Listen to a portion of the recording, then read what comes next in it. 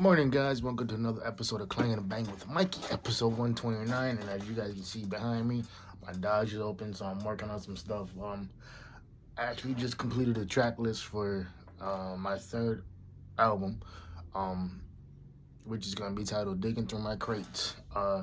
Digging Through My Crates is more along the lines of finding the correct emotions of how to deal with my dad. Um, It's right now it's a five song album, and might be more. It all depends. And it's funny because I was listening to Killer Mike's new album, Michael, and basically it talked about his family's upbringing and everything too. And the process of me doing this album, digging through my crates, what I noticed is that all the shit I was making, all the tracks I was making, was directly geared toward one individual. And ironically, how I came up with the title "Digging Through My Crates" was my dad was a huge jazz fan, right? And he had hundreds and hundreds of jazz records. And he would never let me touch them. He would always be like, "No, you going, no, you going to damage them, this and this and that." Plus, vinyl is a little different, right? Vinyl, you got to take really good care of versus nowadays everything's digital. So there's that, and digging through my crates. That's the third album that's gonna come out. The second album that's gonna come out is it's called Scorpio Time Scorpio, and that's just me finding me. That's just me dealing with certain situations, certain people, certain girls, both good and bad. And that's the second album. And the first album, as you guys know, is called the Life album. That album has been delayed so many goddamn times, man. I've redone that album so many times because um, I'm a perfectionist when it comes to this, and so if it doesn't sound right to me, I'm not gonna put it out. And there's certain legal things I gotta take care of too. So to try to get everything done right, the right way the first time. But that's enough about me and my things going on. Today we're gonna talk about people who force things, man, or people who don't want to recognize that that change is needed. Um, I think the worst thing you can do is stay the same. And I don't mean staying in your hometown. I don't mean not leaving. I don't mean like none of that. Cause um, staying in your hometown is not a bad thing, man. But you should go out, venture out, and see what else is out there. And yeah, um, I think staying in your hometown does two things. It cripples you, and it narrows your way of thinking. And what I mean by narrows your way of thinking is that you're gonna hang around the same people that you grew up with, the same people that you went to school with, possibly the same motherfuckers that you went to college with, right? Um, and it doesn't teach you how to deal with certain people. It just teaches you the same thing over and over and over again. And in reality, that's not what you need. Like you need something that's gonna broaden your horizons. You need something that's gonna make you think, or different situation, different surroundings. I didn't experience that until my late 20s when I moved to California. And I was only there in California for a short period of time. I was out there on my own. I was out there, making mistakes, living with the consequences, and I didn't really have to answer to nobody, man. Of course, I had family, that would check up on me from time to time, but other than that, I was just chilling. And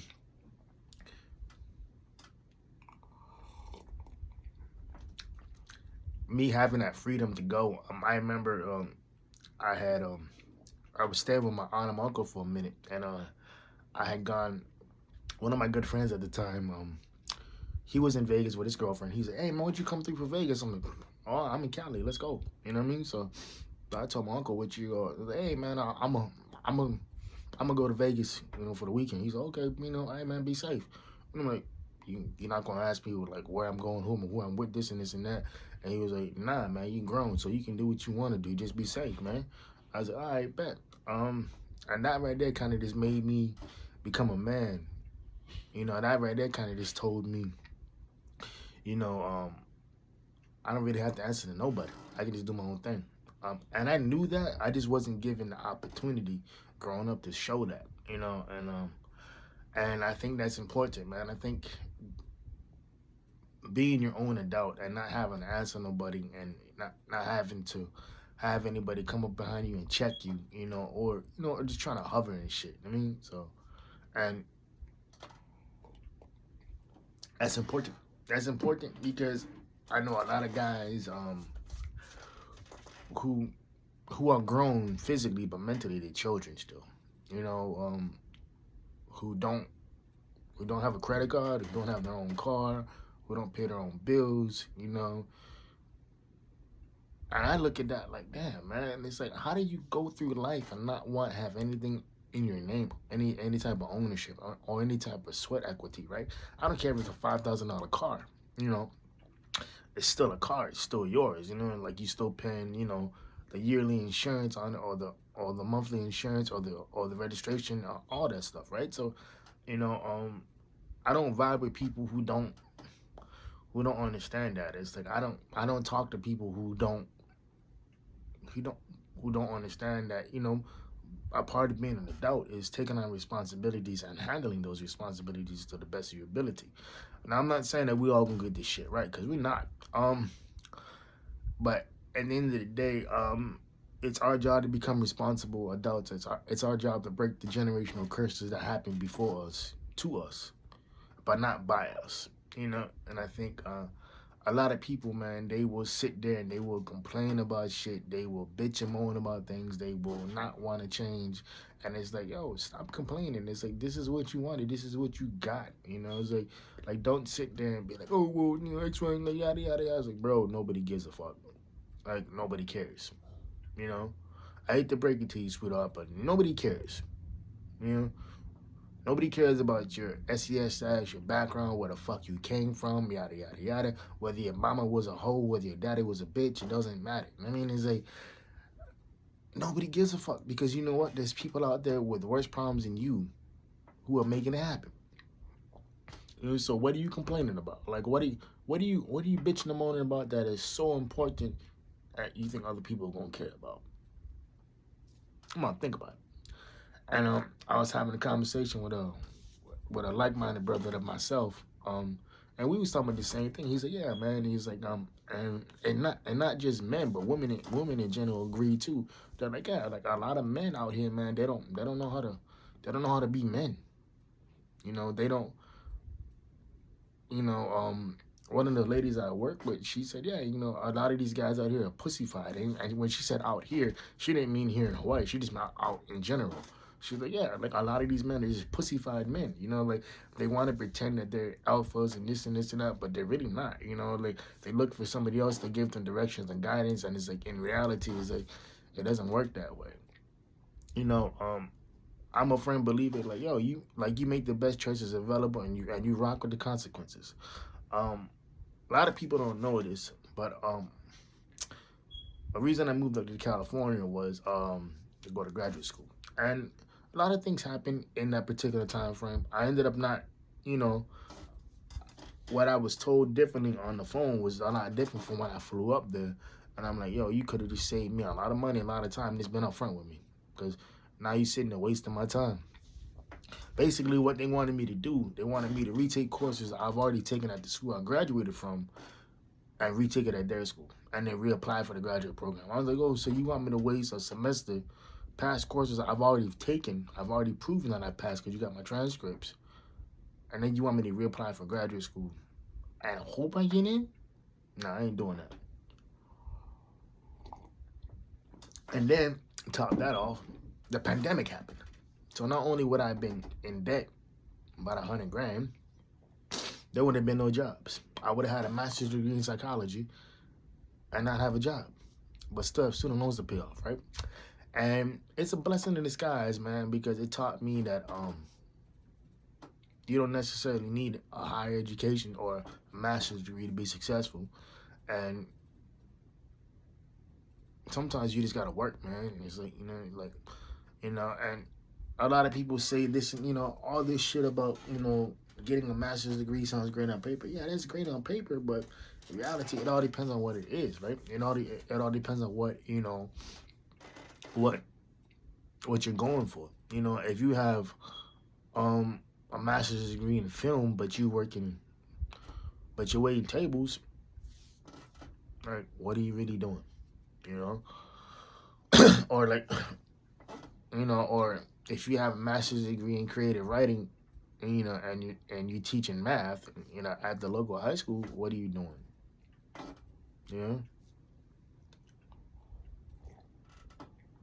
I'm not saying that everybody out there who is in that particular boat, you know, is, you know, like, isn't chasing their dreams or chasing their passions or whatnot, because they most likely are, man, because we all got to do shit that we don't want to do for the shit that we have to do, right?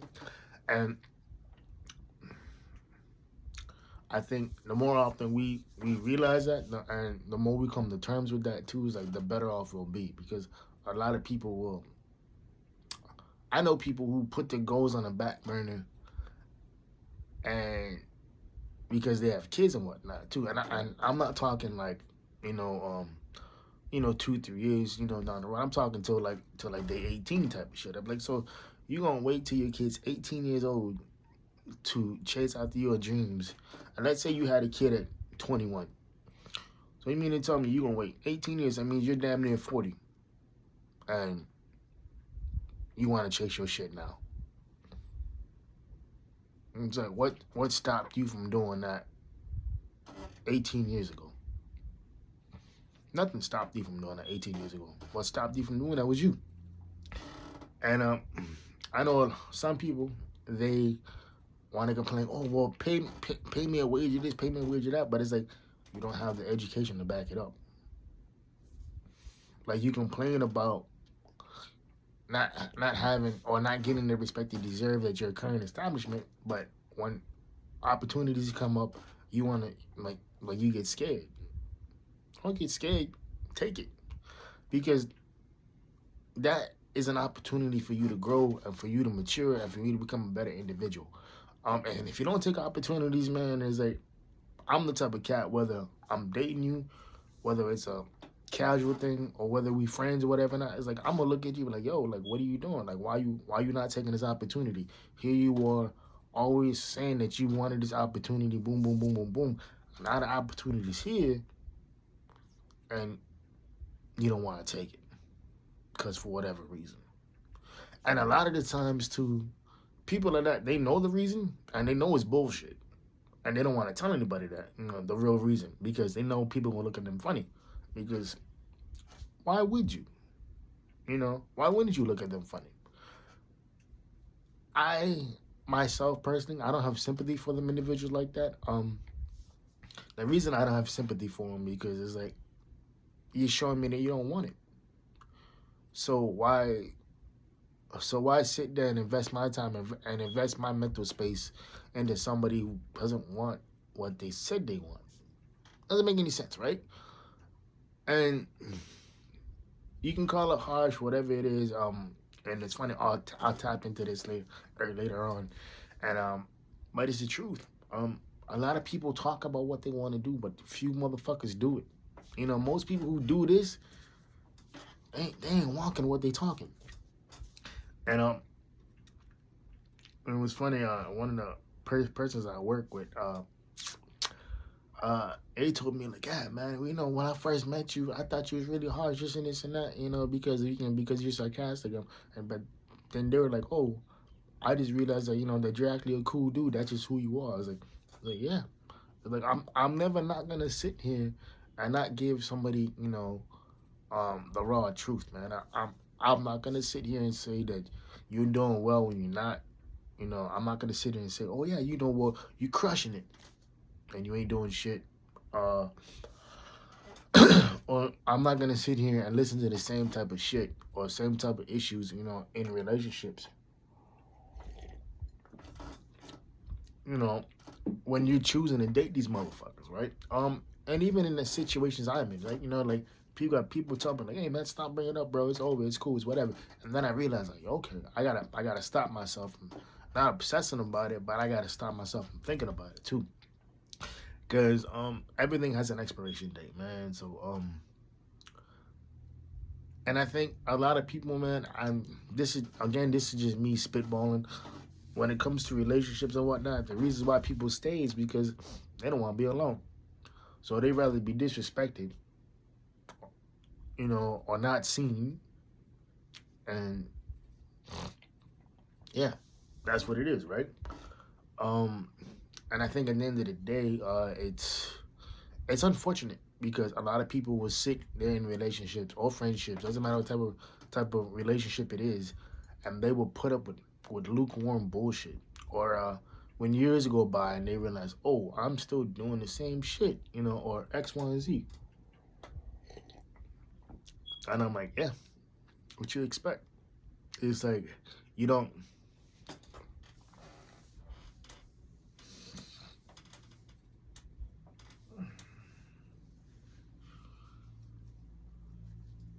Like, you don't get nowhere standing still, and you don't get nowhere by keeping the same friendships too. What I mean by that, because very few people, man. Matter of fact, I'm not even friends with people that I grew up with. When I really think about it, yeah, yeah. When I really think about it, I'm not friends with anybody who I grew up with. Uh, Not because they're bad people. It's just because I simply outgrew them.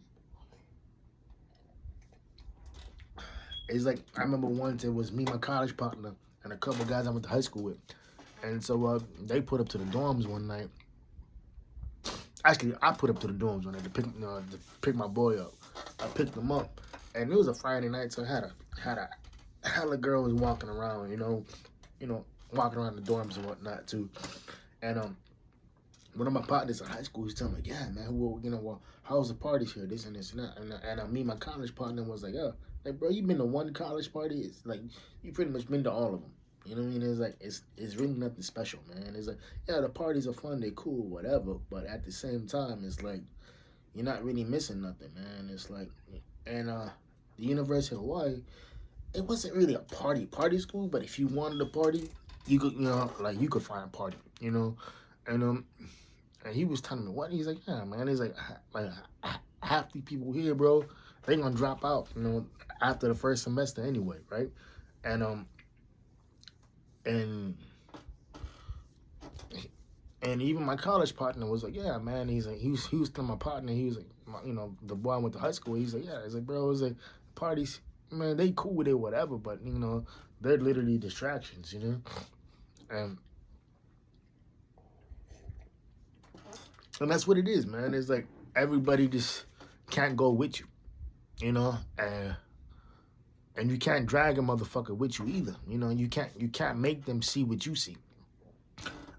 Same college, the same high school partner I was telling you about. I actually took him down to the financial aid office one day because he was with me, and I'm like, dog, all you gotta do is basically fill out these forms, and these motherfuckers gonna give you financial aid money to go to school and shit, right?